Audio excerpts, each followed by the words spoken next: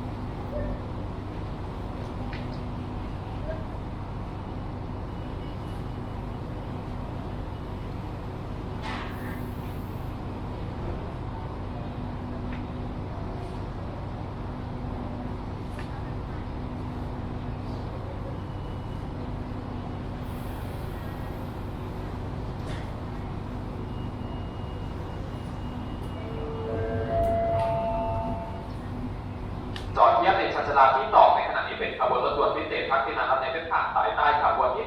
31เดินทางรับส่งผู้โดยสารสถานีต้นทางกรุงเทพไปทางสถานีชุมทางหาดใหญ่จอดเทียบแล้วชันชาลาที่2ในขณะนี้ครับหยุดรับส่งผู้โดยสารสถานีชุมทางบางซื่อเป็นแล้วจะหยุดรับส่งผู้โดยสารสถานีบางบอนสูเป็นสถานีต่อไปครับ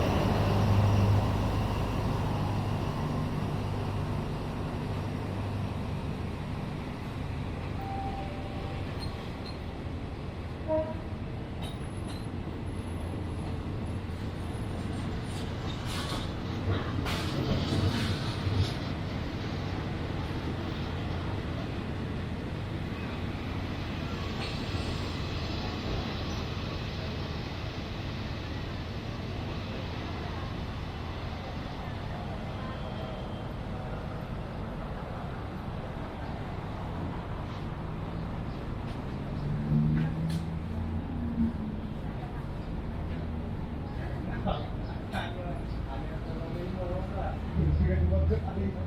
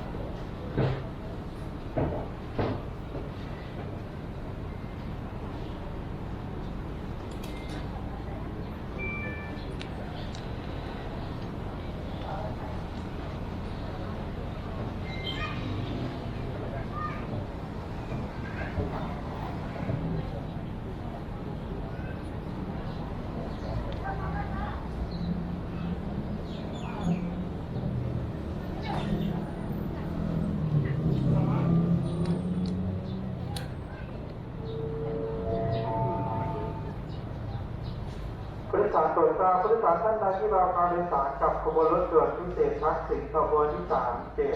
37ขบวนที่37เดินทางรับส่งผู้โดยสารสถานีต้นทางกรุงเทพปลายทางสุไหงโกลกเที่ยวเวลา 15:34 นาทีขบวนรถเที่ยวนี้ยังไม่ได้ออกจากสถานีต้นทางกรุงเทพเนื่องจากขบวนรถยังไม่เป็นที่เรียบร้อยท่าทางสถานีชุมทางบางซื่อทราบเวลาออกกับขบวนรถเที่ยวนี้ทางสถานีชุมทางบางซื่อจะประกาศให้ผู้โดยสารทราบอีกครั้งครับ ผู้โดยสารโปรดทราบผู้โดยสารท่านใดที่ถือตั๋วที่รอการโดยสารกับขบวนรถด่วนพิเศษทักษิณขบวนที่37ขบวนที่37เดินทางรับส่งผู้โดยสารสถานีต้นทางกรุงเทพปลายทางสุไหงโกลกเที่ยวกำหนดเวลา 15:34 นาทีขบวนรถเที่ยวนี้ยังไม่ได้ออกจากสถานีต้นทางกรุงเทพเนื่องจากขบวนรถยังไม่เป็นที่เรียบร้อยถ้าทางสถานีชุมทางบางซื่อทราบเวลาออกกับขบวนรถเที่ยวนี้ทางสถานีชุมทางบางซื่อจะประกาศให้ผู้โดยสารทราบอีกครั้งครับ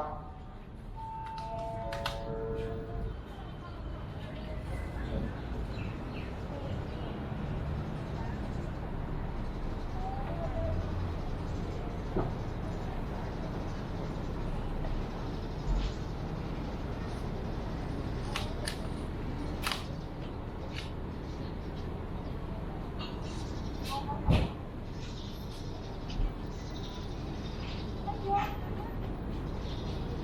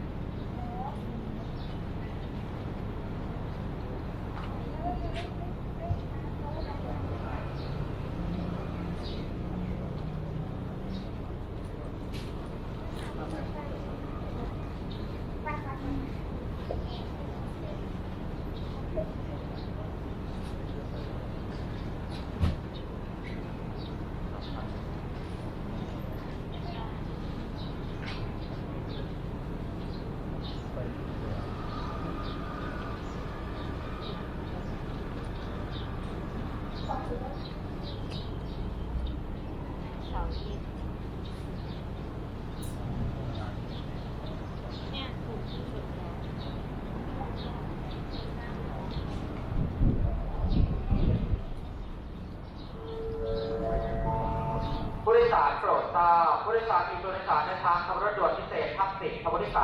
37รับส่งผู้โดยสารจากสถานีกรุงเทพปลายทางสมัยโกลกขณะนี้ขบวนรถของท่านได้ออกจากสถานีต้นทางกรุงเทพมาแล้วครับคาดว่าจะถึงสถานีทุกทางบางซื่อในเวลาประมาณ 15:50 นาที 15:50 นาทีเวลาข้างต้นเป็นเวลาโดยประมาณนะครับขบวนรถอาจทำเวลาคืนได้ขอให้ผู้โดยสารฟังประกาศจากทางสถานีด้วยนะครับ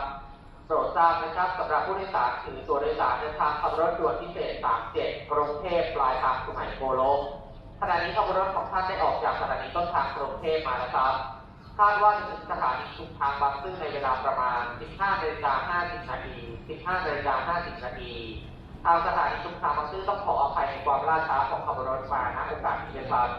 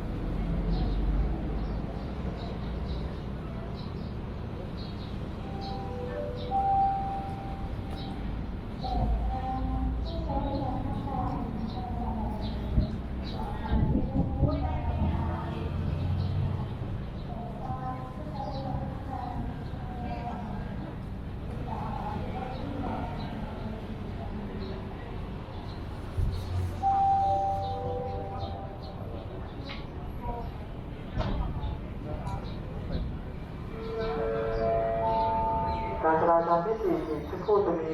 ขบวนรถฝ่าวิ่งผ่านโปรดระมัดระวังอันตรายด้วยการจราจรที่4ขบวนรถฝ่าวิ่งผ่านโปรดระมัดระวังอันตรายด้วยครับ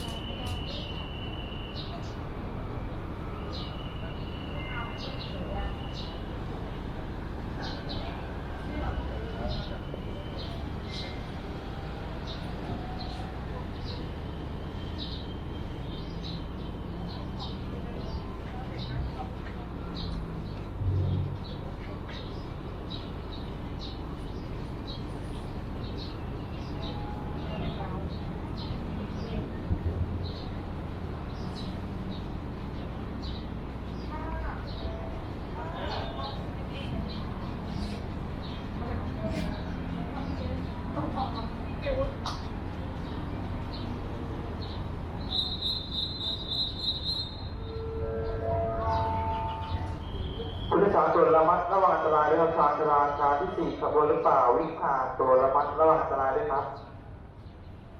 โปรดระมัดระวังอันตรายด้วยครับการจราจรที่4ขบวนรถฝ่าวิ่งผ่านโปรดระมัดระวังอันตรายด้วยครับ